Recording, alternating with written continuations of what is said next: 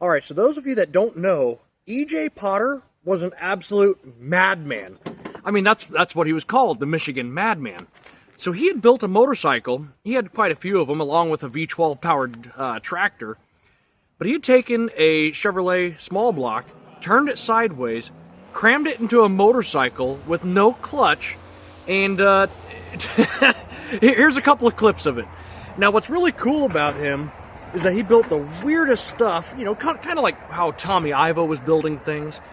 And the bike never ran all that fast. You know, some of the clips I found, it shows him in the, I mean, it's fast, don't get me wrong, but he was somewhere in the mid-10s at like 130, 140, which would be one hell of a ride because this thing would just go sideways just about down the strip. I mean, it looked like it was pitched like 10 degrees, and he's trying to keep the thing straight. Anyways, with all the bicycle building I've been doing lately, I started thinking about the Schwinn Stingray I rode all through high school. I actually have it right here behind me. It's a 3-speed. And I started thinking, well, what if I built a bigger, you know, Stingray type bicycle, but have some of the style that E.J. Potter would have had. And I'm talking a big fat back tire, just something just kind of wild looking. Anyways, this is that video. And in this video today, all we're going to do is just build the rear wheel, which you'll see me take a car spare tire and adapt it to fit a a coaster brake hub. And I'll show you what bike we're going to work with, a few AI renderings that I had Gemini do for me as I sketched up a few things on my phone, trying to get like an idea going.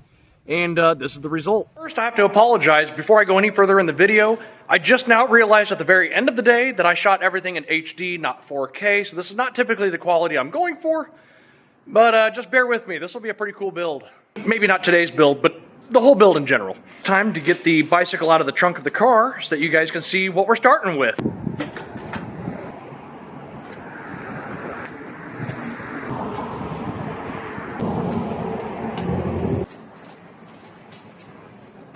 Alright, so here's what we're starting with is a typical 26-inch men's cruiser bike. I thought about building this in a 20-inch to kind of resemble like your typical Schwinn Stingray, etc. But as I started getting closer to the design, I wanted to build something that someone, you know, full size could ride and enjoy. Plus, it gives me a little bit more room and freedom to maybe do something in here.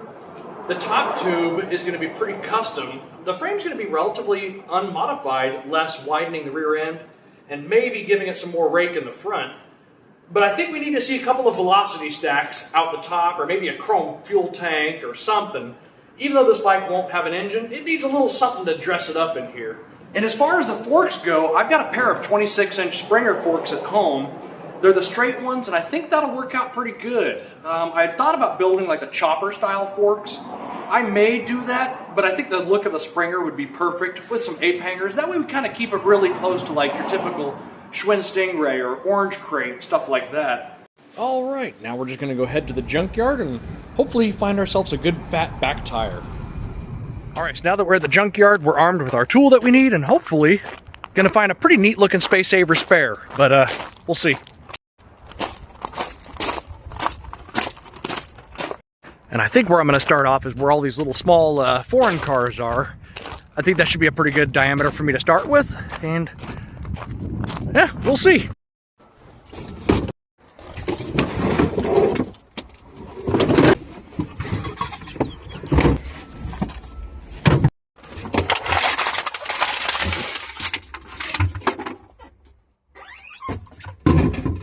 And another thing while we're here, in case you guys ever get the chance to go to like a, you know, you pull it type junkyard, don't break the parts. You know, I've seen people throw rotors through back windows and stuff. You know, there might be someone that really needs that stuff. Anyways, well, my search is taking a little bit longer than I anticipated, but I think I am being a little bit picky, but that's okay. Because we're going to kind of build the whole back of the bicycle with this part, so it's got to be kind of the right one. So this tire here came out of a 2014 Ford Focus, and I think it's going to be just about fine. What turned me on about this tire is, look at that. It doesn't stick out a whole bunch over here. And the height is just about 24 inches, so that should be just about right. Well, I got to somehow figure out how to get this hub inside this wheel. So I do want to retain the coaster brakes. What I think I'm going to do is cut pretty much everything off this wheel, leaving just the hub. And from there, try to find a steel tube that fits over the hub here so I can weld it on both flanges. And then hopefully that steel tube kind of fits right in the middle of this, and we'll give it a little bit of a brace, and we should have a coaster brake inside that wheel. I will have to get a much wider axle and space it out. But I've got a few extra wheels here, so I'm sure we can find an axle that's probably 7 inches wide. This wheel here is 4 3/4 overall. And then I think we'll have those two mated together.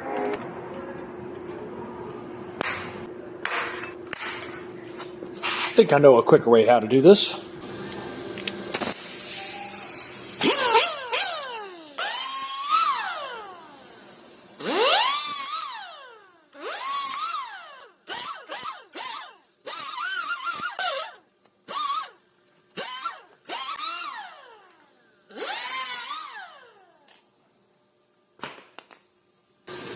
Alright, so I think for now what I'm going to do is go ahead and get all these little spokes out of here, and then I'm going to start mocking it up, get everything tack welded in. Then I'm going to go ahead and take all the guts out of the coaster brake and do a final weld to it. Now what is going to be kind of strange is this hub's actually not going to be centered because I need to make sure that this here, the chain can go forward and not touch the sidewall of the tire. So when I put the new axle in, we're going to leave a lot more on this side here and build a big spacer for this, and that should just about get everything lined up.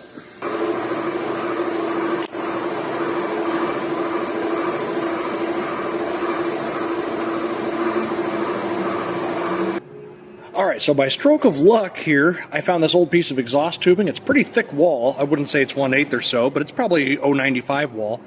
Anyways, it fits pretty darn tight over here with maybe 6 or 10 thousandths. But the other side of it is just about a hammer fit into there. So I think all we have to do is just trim this thing up so it's the same length as these two flanges. Weld that onto here. Weld that onto here and do a little brace on the backside so that the wheel's attached. You know, this area right here is going to be welded along right here, and then like maybe some kind of conical shaped piece that goes over this and then up to the wheel.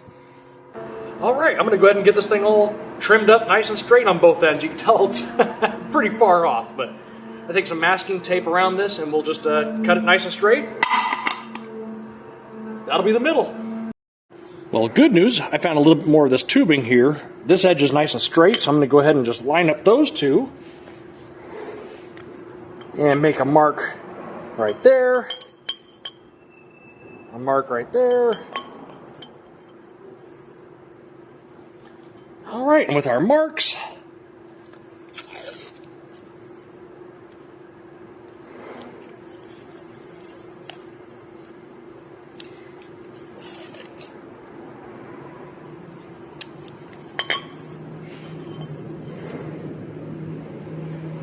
and then we're going to cut on this side of the line.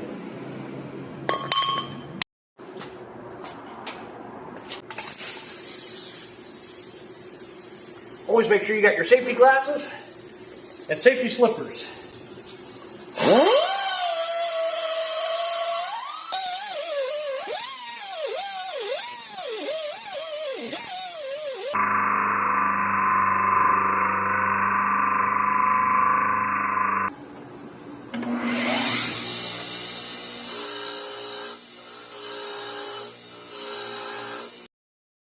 Well, it might almost be time for a new wire wheel. It kind of looks like Cynthia from the Rugrats.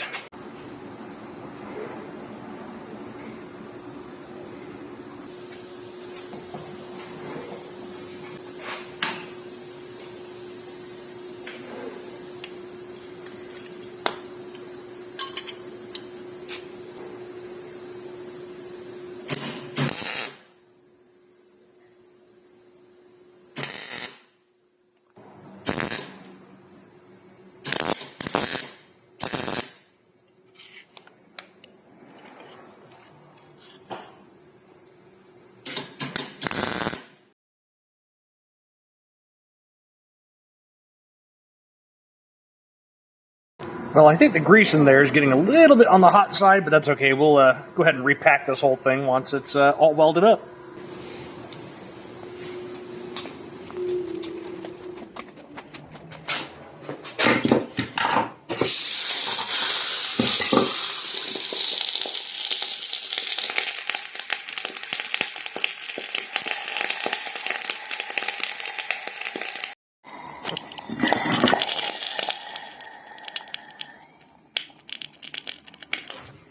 Much better.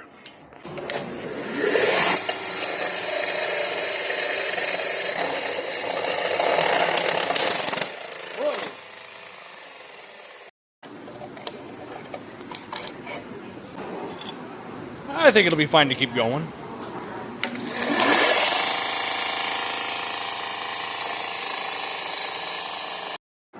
It, in fact, did not last any longer.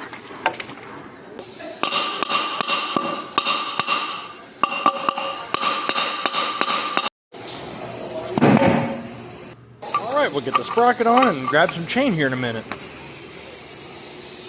think it'll clear. I think we're looking okay. And grab some chain. Yep, it's looking like it's going to clear out okay.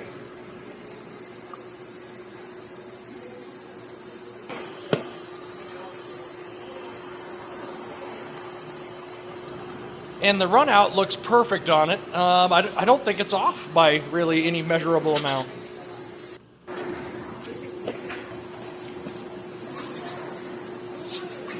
And safety first.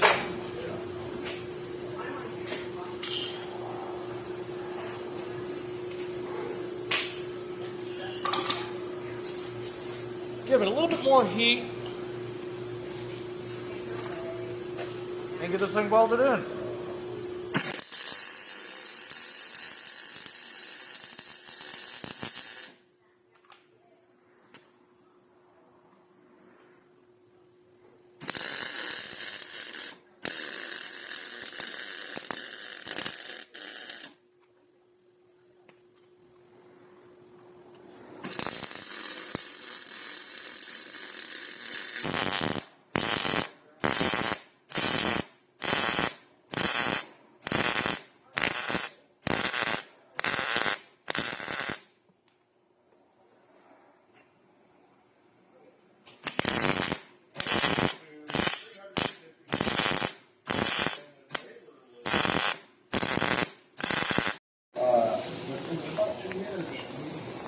All right, now that this is all welded up, I got to see how much more axle I'm going to need. So I think what we're going to do is measure that distance, and hopefully I've got an axle about 3/4 of an inch longer than the axle that's here and this distance, and another 3/4 of an inch, and that should be enough enough to grab onto a bike with. And it looks like an axle about 1.5 inches longer is going to be just about perfect.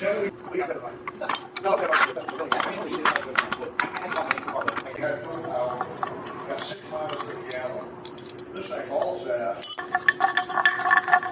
got the 27 sticker for the Buick. Well, it looks like here the old axle is 5.5 inches long. I've got the 16-inch wheel here that has a pretty good length axle, and what I've got is roughly 6 and just over 3/4. I think this axle is going to work. So this is the axle out of the the big wheel over there. This is a nut off the donor axle, and luckily they're the same thread pitch, so all I got to do is just change out this rod. I'll be able to use the newer bearings and the newer races and build ourselves a back wheel that should be just about done. All right, this should speed up the process a little bit. All right, well, it's not exactly the 1.5 inches more that we wanted, but I think it'll be plenty. So what I'm going to go ahead and do is just take off this race and get this all wire wheeled up, and then we'll clean up these parts, assemble them into that hub, and we should have ourselves a spare tire coaster brake wheel for a bicycle. We're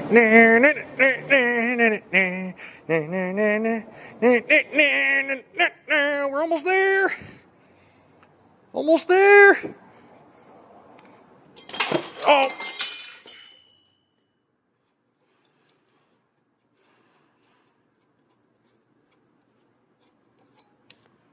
Ta-da.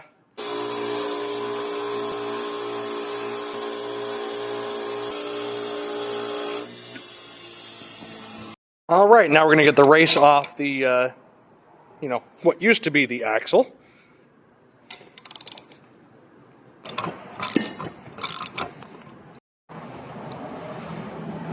Alright, we're going to put some fresh grease. The bearings are actually nice and clean, so I'm just going to kind of pack it full of some new fresh grease here.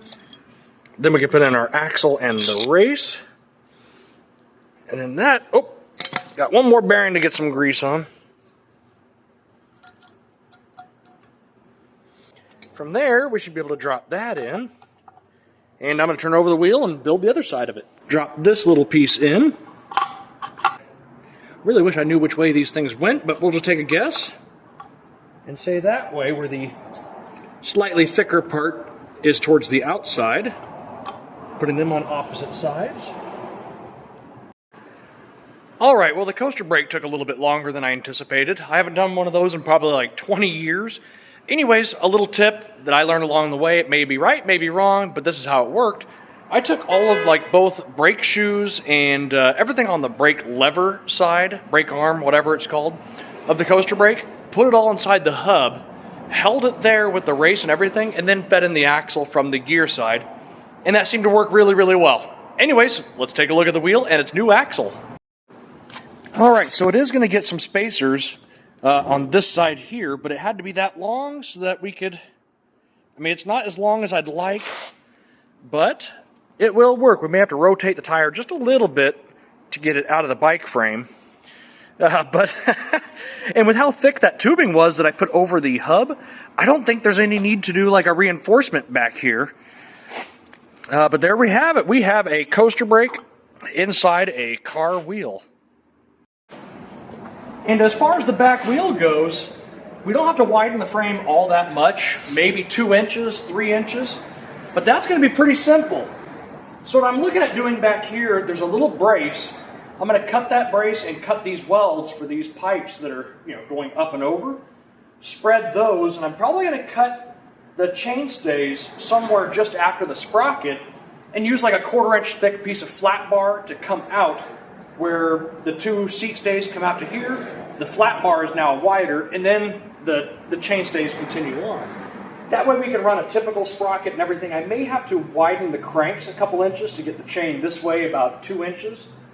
But that's a bridge we'll cross a little bit later. Oh, but what a difference that will be. Now, I'm hoping that this thing stays proportional looking. I know it's kind of hard to see how this is all going to work, but I promise you, it'll look better once the frame is widened, the back wheel's where it's supposed to be, a Springer front fork is on it.